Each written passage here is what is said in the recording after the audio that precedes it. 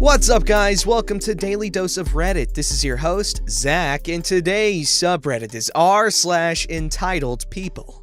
This story's called, My Neighbor Called the Cops Because We Decided to Clean Our Apartment. I am so glad that I found this sub because I am dying to tell this story. So my boyfriend and I moved into an apartment in August. It's older, so the floors are super creaky. According to our lease, we're obligated to cover 90% of any room with carpet, except the bathroom and kitchen, to help with the noise. It turns out our apartment was previously managed as a dorm by the local college, so the floors already have a layer of super thin, crappy carpet. We also laid down more rugs to help with noise cancellation.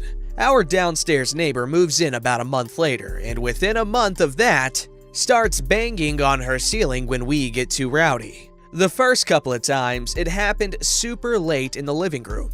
Our apartments have the same floor plan. We were moving around after midnight the first time. Later, she came to talk to us and asked us to keep it down at night. Sure, fair enough. The next time was when we walked in from the airport at 10 p.m. She came up, banged on the door, and talked over my explanation. I told her I was sorry and asked when she was hearing the noise, assuming it was just the cat running around at night. No, she tells me that she knows it's not the cat, she knows it's us, and she doesn't live alone. Okay, weird, but whatever. We started going to bed earlier as we settled into the apartment and our jobs, but the banging only continued. For months, she would hit her ceiling or our floor whenever we walked around. Bed at 10? Bang! Wake up at 5:30 for work? Bang! Sitting on the couch but decides you want snacks? Bang! Around Christmas, she comes up to our door again. My boyfriend answered, and this time I recorded, and I'm so glad I did. This woman came up and looked my boyfriend in the eye and said, "You have to stop following me." What? I know it's not the cat or the dog or your girlfriend because I know your footsteps and I don't know how you figured it out, but you figured out how to listen to where I am and you're following me around my apartment and I'm sick of it. My boyfriend calmly explained that she sounds crazy and that we don't care about her. She again reminded us that she doesn't live alone. Her boyfriend is a small Latino man in his 60s who is very polite and has never said a word to us. Cool, she's insane, whatever. The banging continued with us stomping every time we heard it. She didn't like that, but it made it more fun. We had already explained the situation to the landlord and the super, and they were on our side. Our town was the first in the United States to be locked down under quarantine. So for the first few days, the banging gradually increased until one day, this woman lost her mind. I'll admit that we are early risers on the weekends. On this particular Sunday, we ended up waking up super early, but not doing much for the first few hours. We drank some coffee and sat on the couch until almost 11. At that point, we decided to get up and clean the apartment. Homegirl went ape feces. She had to be running from one end of her apartment to the other. She's banging on her ceiling so hard that we're convinced she's damaging it. At one point, I hear what sounds like muffled yelling after she followed me into the bedroom. We had plans that day, so we ignored her, finished cleaning, and started to leave. She must have been waiting for us to leave because for the first time ever, she walked out of her apartment right as we go to her landing.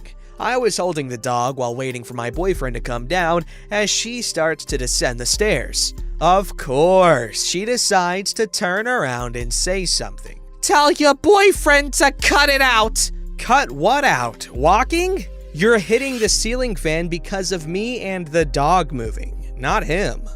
You're a liar. Your boyfriend's following me and I made chili last night and I can't have chili because beans make me very, very gassy and it's all your fault. My boyfriend gets down to me. She proceeded to stay exactly 3 steps ahead of him, slowing us all the way down the stairs. She tried to block us going out the door at the bottom, but backed off when he just didn't stop moving. My voice sounded weird because I had a burp coming. She's continuing to yell at him all the way to the parking lot. Of myself and my boyfriend, he's typically the hothead while I'm the calm one. Amazingly, he kept his calm the whole time, calling her only a crazy lady and ignoring her as he walked past her and her car to the dumpster. As I passed her car, she decided to continue talking at me, and I was just pissed not to engage. I'm serious, it's done! Okay, what do you want us to do? Crawl? I already told you, we have a 60-pound dog and we're all just walking around. She's talking while I talk so I don't hear everything. And you need to remember that I don't live alone. Okay, woman, neither do I. You see my boyfriend right there, so what's your point? Oh, by the way, that's the third or fourth time you've said that, and that could be taken as a threat. You think it's a threat? Fine, it is. Cool, I'm calling the cops. Okay, me too. We both call the cops and they pull up.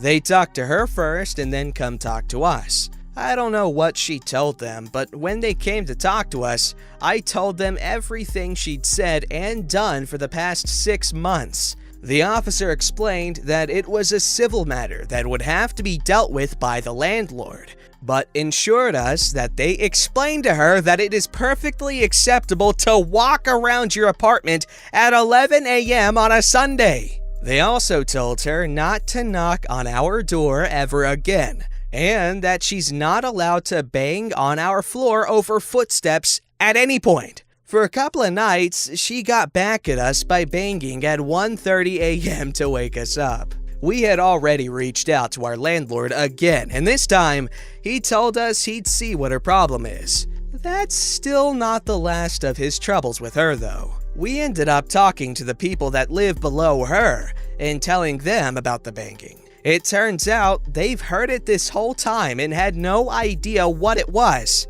Now that they know, they've also reported her to the landlord. The banging has stopped. We don't expect her lease to be renewed, and we may end up in a better apartment in the next couple of months. Edit. A few comments have tried to paint my neighbor as an innocent in this. I want to clarify that she made direct threats to me when I apologized and told her we'd take care of it. That was the first time she met me, and all I did was apologize and say we'd fix it. She was never trying to be friendly and work it out. We have never engaged her, we have never provoked her. I'm sorry, but your happiness and functional relationship is a direct freaking insult to that Karen, you know that? That's why they want to take our switches. They hate happiness, and you are a glowing mass of it. That was a good analogy. And she's a moth. That might be out of order, but I don't care. This story's called Entitled Idiot is Upset Because My Husband is Married. When my now adult daughter was almost 3, we had a regular monthly family dinner plan. We would go to a used bookstore that was near a Mexican place we liked and a McDonald's which our kids liked. The Mexican restaurant would let us sit on the porch and bring Happy Meals there for the kids. One night, our son, older than our daughter, was at a sleepover, so we were a party of 3. After eating, we went to the used bookstore. We had a stroller with us so our daughter could sit in it if she got too tired. She was an easy kid who would just climb into the little stroller and chill or snooze if we were not done browsing. I was looking at cookbooks while my husband was in the kids section with our daughter. I noticed some redhead chick talking to my husband.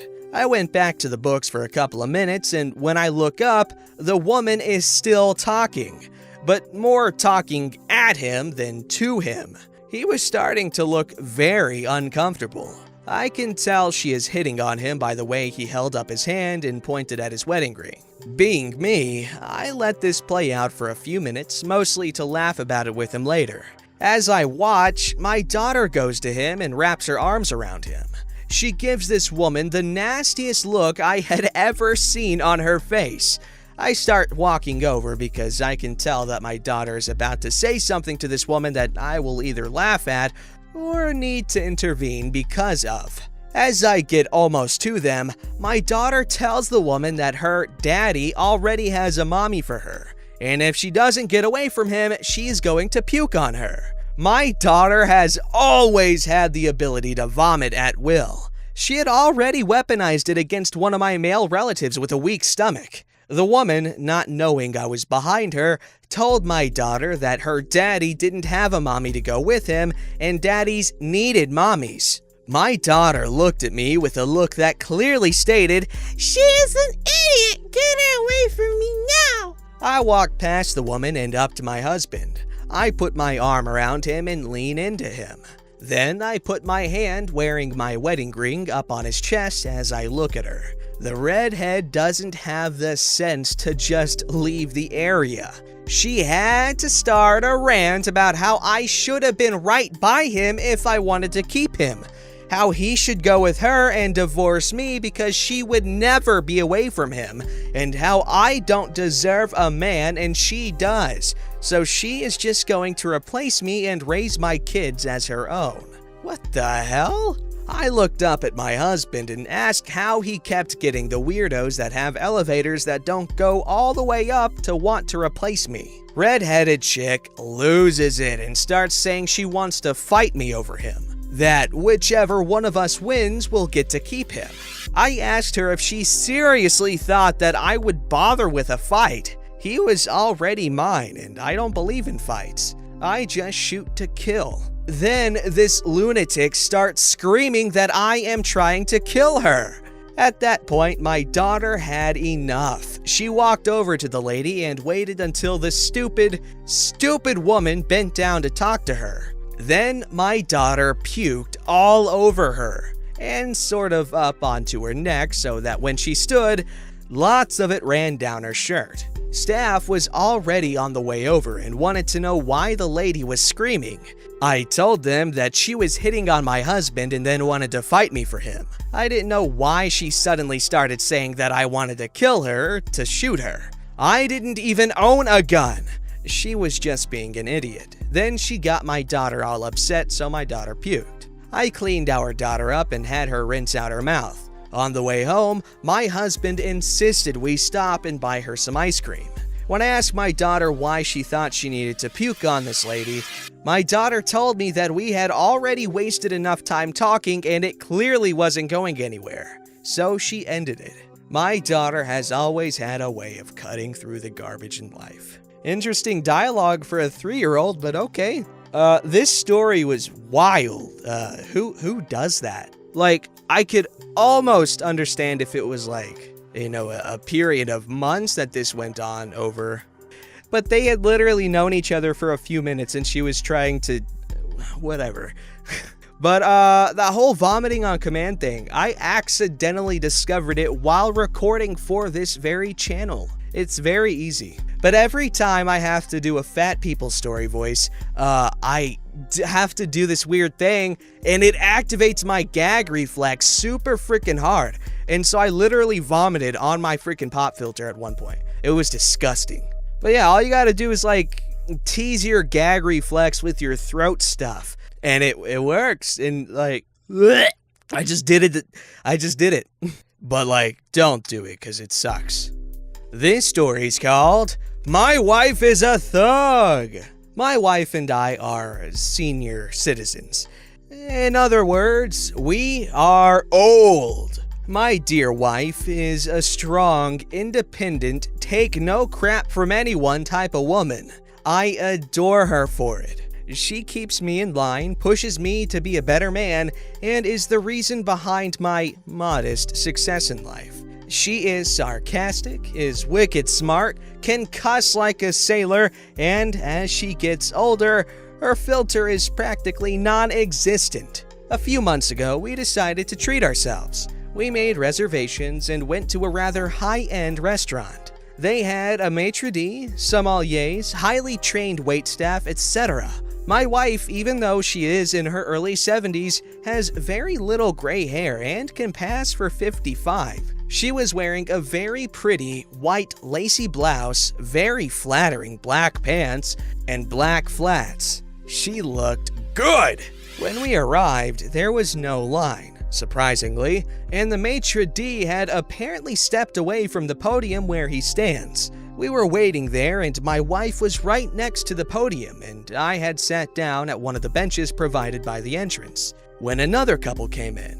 Without missing a beat, the man walked up to the podium and told my wife, "Rockefeller," not the name he used, "we have reservations for two." My wife said that she was sure someone would be with them shortly. The woman huffed a little and the man said, "Please, seat us now." My wife told them that she is waiting to be seated, but the man said again, "Seat us now." So my wife said, Right away. Walk this way." She walked away with them behind her as she walked around the partition separating the entrance to the dining area, circled around to the other end and led them back to the entrance and, pointing to the bench, said, "Sit down." The man looked like he was going to blow a gasket, and my wife repeated, "I don't work here, you moron. You wanted me to seat you, so sit the fudge down." I almost slipped there. As the couple was sputtering, and before it could escalate to further, the maitre d' arrived. We gave our name, and he led us away. There was no yelling and no threats of police. We had a wonderful meal, overpriced, but oh well. And the other couple was several tables away from us. We didn't interact again with them, but they did shoot us dirty looks now and then. Now, before you say my wife overreacted and could have explained that she didn't work there in a better way, she has a wicked sense of humor and hates idiots. She loves being a smartass and is so good at it. One of the reasons that I, after being with her all these years, still love being put in my place by her when I start getting a little too misogynistic. That sounds like a hot marriage. It sounds sarcastic, but it's not. This story's called Karen Outs Herself as Office Food Thief. I work IT at a small nonprofit. We have a kitchen staff room and supply free coffee, tea, milk, sugar, etc. During the pandemic, all staff were working from home. But for the past few weeks, some staff have been coming back gradually. Most for just 1 to 2 days a week, including myself and, unfortunately, Karen.